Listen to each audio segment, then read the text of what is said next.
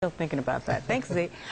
New at 5, move over Elvis. There's another king setting up shop in Memphis. Jerry the King Lawler is opening a wrestling museum with all the memories and things he's collected over his career. He gave WREG's Daniel Hite a preview of what you will see.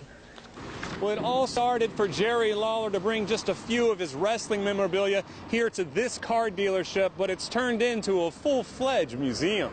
May of 1988, I won the AWA World Heavyweight Championship. Jerry Lawler has collected a lot of memories during his 43 years as the king of professional wrestling, like taking on actor Andy Kaufman in the ring. That was probably the highlight of my career, and really, if you think about it, maybe one of the most famous matches in wrestling history. There is plenty more to see, like the king's ring costumes, as well as articles, even some of Lawler's published artwork.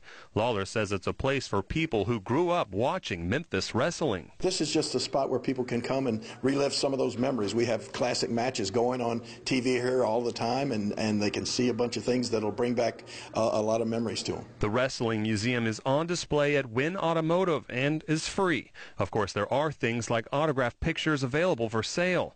As people come from all over the world for one king, they can now carve out some time for another. There's a lot of stuff. You can spend a lot of time in here if you're really a Memphis wrestling fan or a Jerry Lawler fan. There's a lot to see and a lot to look at. The museum will make its grand opening Saturday morning at 9 a.m. I'm told that the king will be here himself from 1 to 4.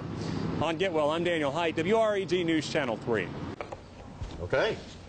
Well, Jim, it felt a little better today in terms of temperature, but it did, didn't it? The rain seems to be determined to stick around. It really is. We've got one little upper level or mid-level disturbance right after another, and it looks like it's going to happen all week long. So we're looking at a rather wet weekend already, an inch of rain in some